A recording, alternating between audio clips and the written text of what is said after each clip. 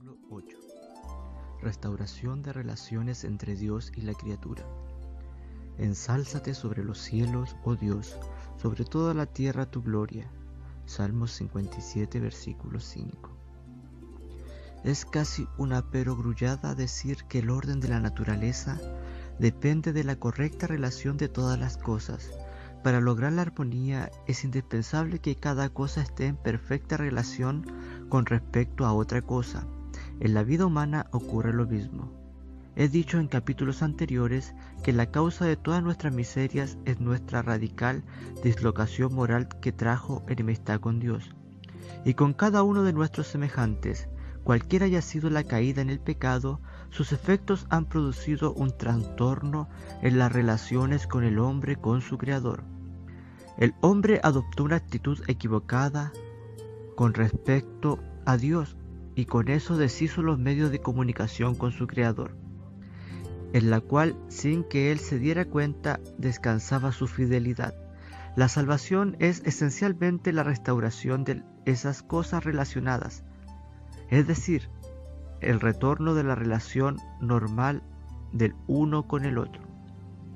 Una vida espiritual satisfactoria debe comenzar con un cambio completo en las relaciones entre Dios y el pecador, no meramente un cambio judicial, sino un cambio consciente y experimental que afecte toda la naturaleza del individuo. La propiciación por la sangre de Jesús hace posible ese cambio, y la obra del Espíritu lo hace emocionalmente satisfactorio.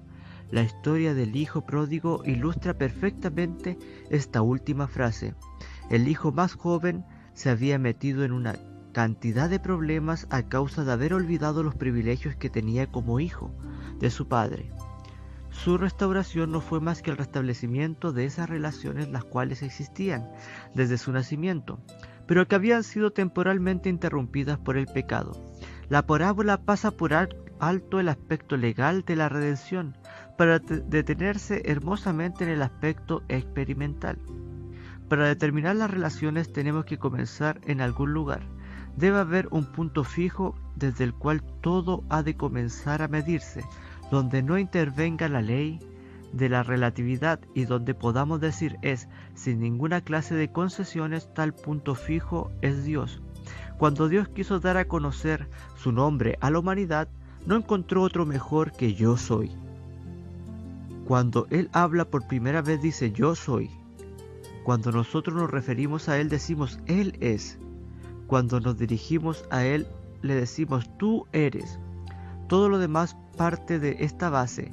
Dios dice yo soy el que soy, o sea, jamás cambio. Así como el marino fija su posición en el mar por la altura del sol, nosotros podemos saber cuál es nuestra posición moral mirando a Dios. Debemos comenzar con Dios. Nosotros estamos bien solo cuando estamos en una correcta relación con Dios y mal cuando estamos en cualquiera otra.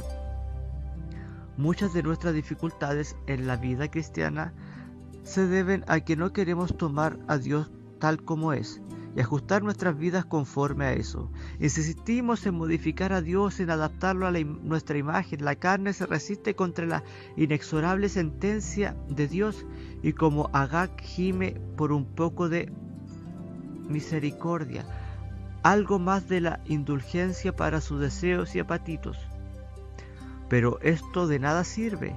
Podemos comenzar bien solo cuando aceptamos a Dios tal como Dios es y le amamos porque así es. Y cuando vamos conociendo mejor, hallamos una indecible fuente de gozo al darnos cuenta que no puede ser de otra manera. Algunos de los más sublimes momentos de nuestra vida han sido los que hemos pasado en reverente admiración de la Deidad. En estos solemnes momentos no hemos querido ni siquiera pensar en qué pasaría si Dios fuera de distinta manera. Conocemos pues a Dios detrás de todo, por encima de todo y ante todo está Dios, primero en orden de secuencia, por encima en orden de rango y condición, antes que todo en dignidad y honor, siendo el único que existe por sí mismo.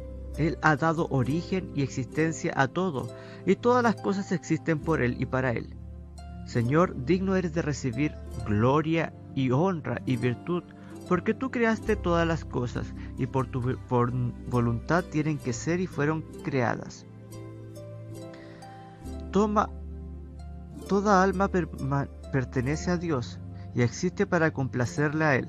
Siendo Dios quien es y siendo nosotros quienes somos, la única relación que debe existir es de completo señorío sobre parte de Él y de completa sumisión por parte de nosotros. Nosotros le debemos a Él todo el honor que nosotros somos capaces de darle. Darle algo menos es causa de nuestra desdicha. La búsqueda de Dios debe incluir el afán de darle a Él todo lo que somos, y esto no solo judicialmente, sino real y positivamente. No me estoy refiriendo aquí al acto de justificación por la fe mediante Cristo. Estoy hablando de una voluntaria exaltación a Dios a su legítimo estrado sobre nosotros, y el deseo de someter nuestro ser entero al culto y adoración que corresponde a la criatura dar al Creador. No bien hacemos la decisión de exaltar a Dios por encima de todo, nos apartamos de la posesión del mundo, nos damos cuenta que estamos en desacuerdo con el mundo, y ese desacuerdo se hará más evidente a medida que avanzamos en el camino de la santidad. Veremos las cosas desde un nuevo punto de vista. Una nueva psicología se forma dentro de nosotros, un nuevo poder vendrá a nuestras vidas. Nuestro rompimiento con el mundo será el resultado directo de nuestra relación con Dios. Porque el mundo de los hombres caídos no honra a Dios. Millones hay sí que se llaman a sí mismos cristianos y pagan algún respeto a su nombre, pero una simple prueba demostrará cuán poco es honrado entre ellos. Pregúntele a cualquier cristiano nominal, ¿quién es el que predomina en su vida? Pídanle que haga una elección entre Dios y el dinero, entre Dios y los hombres, entre Dios y sus ambiciones personales, entre Dios y su yo humano, entre Dios y el amor humano, y Dios siempre tomará el segundo lugar. Todas esas otras cosas serán exaltadas por encima. No importa lo que el hombre diga, la prueba de su elección se verifica día tras día. Seas tú exaltado, ese es el lenguaje de la vida espiritual victoriosa. Es la llavecita que abre la puerta de los tesoros de la gracia. Es el punto central de la vida de Dios en el alma. Dejad que Él que busca a Dios pueda decir continuamente con la vida y con los labios, seas tú exaltado, y hará dado solución a 1000 de sus problemas. Su vida cristiana dejará de ser la cosa complicada que antes era, vendrá a ser la misma esencia de la simplicidad, por el ejercicio de la complicada que era antes, y vendrá a ser la misma esencia de la simplicidad. Por el ejercicio de su voluntad habrá marcado el curso que desea seguir, y lo seguirá como si fuera guiado por un piloto automático. Si por algún momento un viento contrario llegara a apartarlo de la ruta, no tardará en volver al buen rumbo, por una inclinación secreta de su alma. Los impulsos internos del espíritu luchan a su favor, y las estrellas en sus cursos pelean por él. En su alma está resuelto el problema de su vida y todos los demás se resuelven por el mismo camino. Que nadie piense que la entrega absoluta de la voluntad a Dios refleja la personalidad humana. El hombre no se degrada por eso, sino al contrario, se eleva a su verdadera y primitiva dignidad de ser hecho a la imagen de Dios. Su desgracia yace en el hecho de su descomposición moral, en haber usurpado en forma antinatural el lugar que le corresponde a Dios. Su honor será demostrado por devolver el trono usurpado. Al exaltar a Dios por sobre todas las cosas, el hombre vuelve a hallar su propio perdido pedestal. Todo aquel que se resiste a entregar su voluntad a otro debe recordar las palabras de Jesús. Todo aquel que hace pecado es siervo de pecado. Tenemos la necesidad de ser siervos de alguien, o del pecado o de Dios. El pecador se vanagloria de su independencia sin darse cuenta que es un esclavo de los pecados que dominan sus miembros. El hombre que se entrega a Cristo cambia un amor cruel y despiadado por un suave y gentil, un maestro cuyo yugo es fácil y ligera su carga.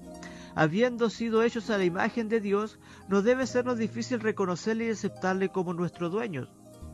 Dios fue nuestra primera habitación, y nuestros corazones no podrán menos que sentirse en casa al retornar a nuestro antiguo recinto. Espero que se entenderá fácilmente que es lo lógico que Dios realmente reclame la preeminencia. Ese lugar es suyo por derecho, propio en el cielo y en la tierra. Cada vez que nosotros ocupamos el sitio que a Él le corresponde, toda la vida se desconcierta. Nada puede ponerse en orden mientras no hagamos de puro corazón la firme decisión de exaltar a Dios por sobre todas las cosas. Al que me honra, yo lo honraré, dijo Dios, a un antiguo sacerdote en Israel. Y esa antigua ley espiritual ha permanecido inmutable. No importa el paso del tiempo o el cambio de las dispensaciones, toda la Biblia y toda la historia proclaman la perpetuidad de esa ley. Si alguno me sirve, mi Padre le honrará, dijo el Señor Jesús, ensalzando lo viejo con lo nuevo, revelando la unidad esencial de los tratos con los hombres.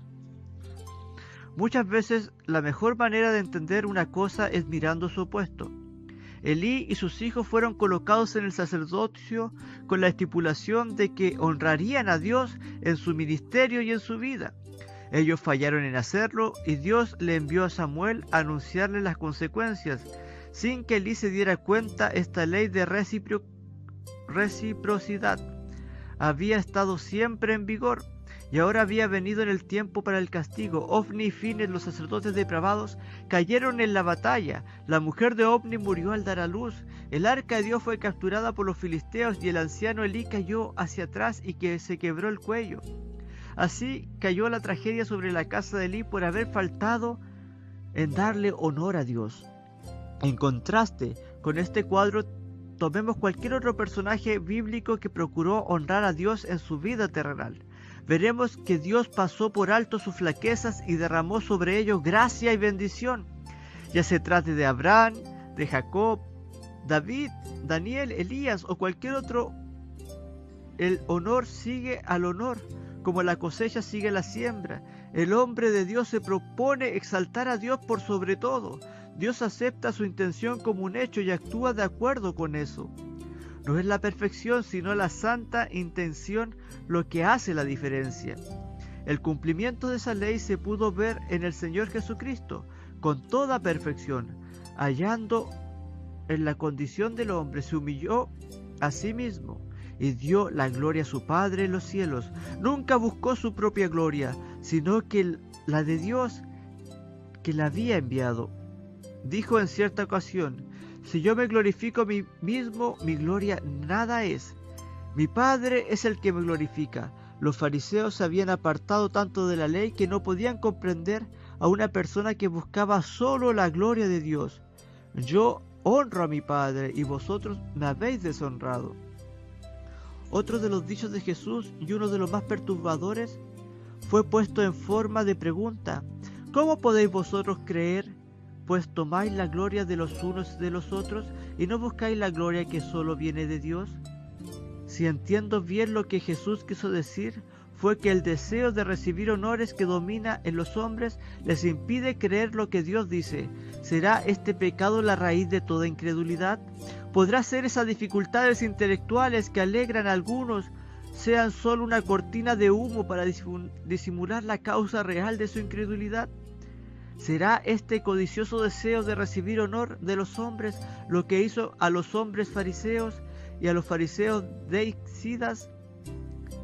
¿Es este el secreto que está detrás de toda autojustificación y hueca religiosidad? Yo creo que sí. Todo el curso de la vida se altera cuando fallamos en poner a Dios en primer lugar. Nos exaltamos a nosotros mismos en lugar de exaltar a Dios. Y el resultado es maldición.